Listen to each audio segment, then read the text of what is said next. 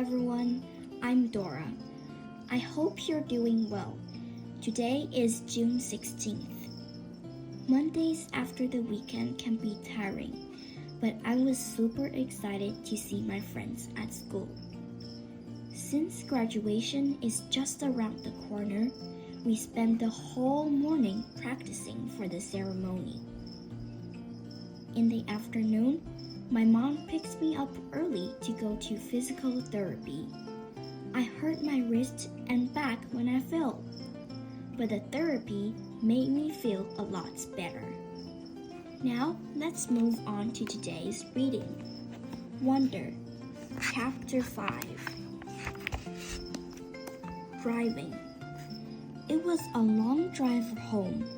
I fell asleep in the back seat like I always do. My head on Via's lap like she was my pillow. A towel wrapped around the seatbelt so I wouldn't drool all over her. Via fell asleep too, and Mom and Dad talked quietly about grown-up things that I didn't care about. I don't know how long I was sleeping, but when I woke up, there was a full moon outside the car window.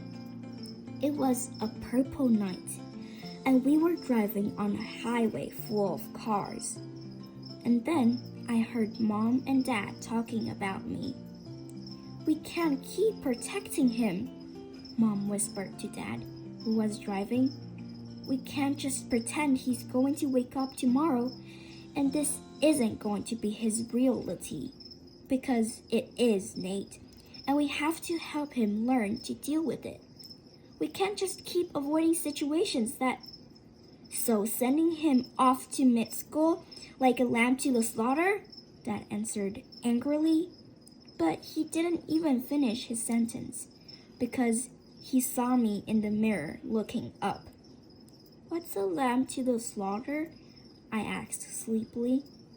"Go back to sleep, Augie," Dad said softly.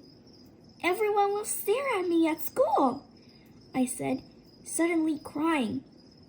"Honey," Mom said. She turned around in the front seat and put her hand on my hand. "You know you don't want to do this. You don't have to. But we spoke to the principal there and told him about you, and he really wants to meet you." "What did you tell him about me?" "How funny you are and how kind and smart. When I told him you read Dragon Rider when you were 6, he was like, 'Wow, I have to meet this kid.'" "Did you tell him anything else?" I said. Mom smiled at me. Her smile kind of hugged me.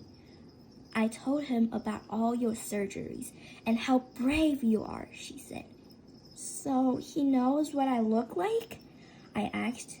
"Well, we bought pictures from last summer in Montauk," Dad said. "We showed him pictures of the Hall family and that great shot of you holding that flounder on the boat." "You were there too?"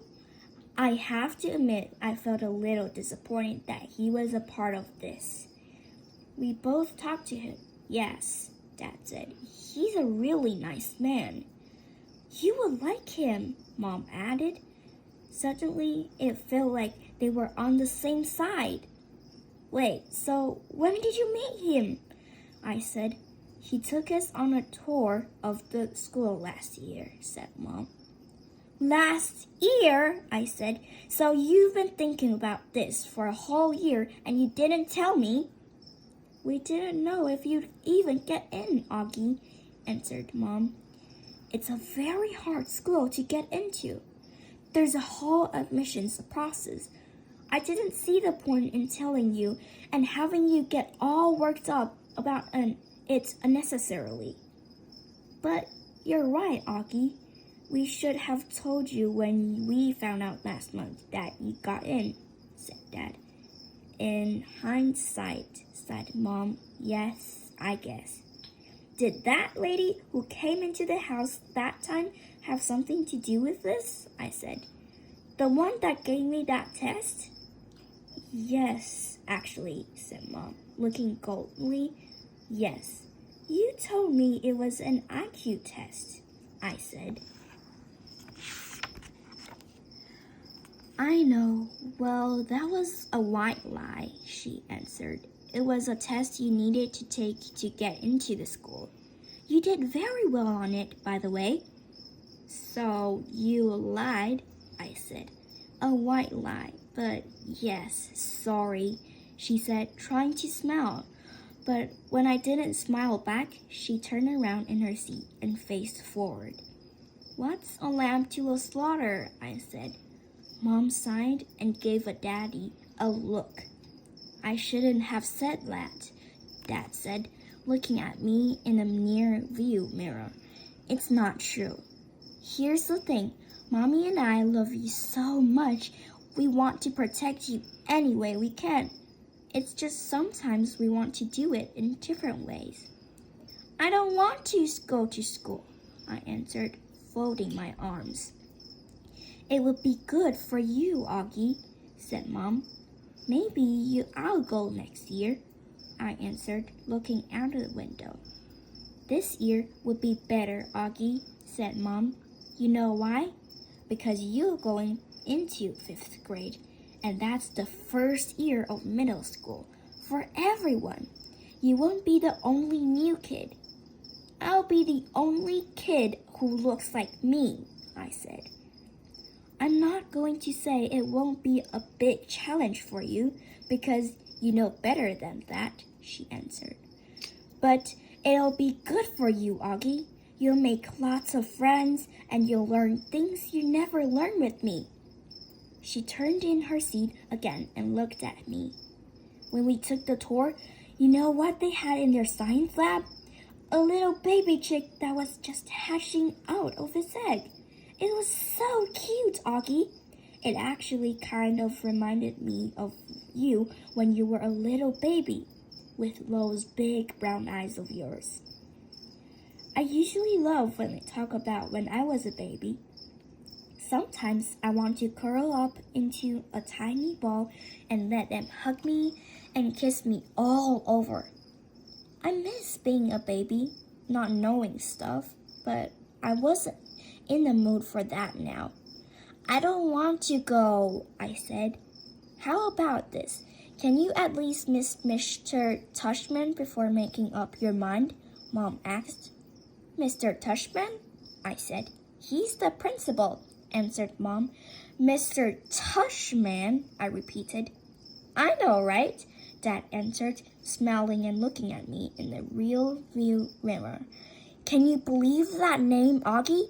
I mean, who on earth would ever agree to have a name like Mr. Tushman? I smiled, even though I didn't want to let them see my smile. Dad was the only person in the world who could make me laugh no matter how much I didn't want to laugh. Dad always made everyone laugh. Augie, you know, you should go to that school just so you can hear his name said over the loudspeaker, Dad said excitedly. Can you imagine how funny that would be?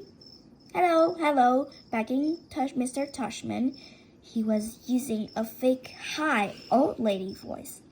Hi, Mr. Tushman. I see you're running a little behind today. Did you get rear-ended again? What a bum rap! I started laughing, not even because I thought he was being that funny, but because I wasn't in the mood to stay mad anymore. It could be worse, though, Dad continued in his normal voice. Mommy and I had a professor in college called Miss Butt. Mom was laughing now, too. Is that for real? I said. Roberta Burt, Mom answered, raising her hand so if to swear. Bobby Butt. She had huge cheeks, said Dad. Nate, said Mom. What? She had big cheeks is all I'm saying. Mom laughed and shook her head at the same time. Hey, I know, said Dad excitedly. Let's fix them up on a blind date. Can you imagine? Miss Butt meeting Mr. Tushman. Mr. Tushman hears Miss Butt. They could get married and have a bunch of little tushies. Poor Mr. Tushman, answered Mom, shaking her head. Augie hasn't even met the man yet, Nate. That's it for today's reading.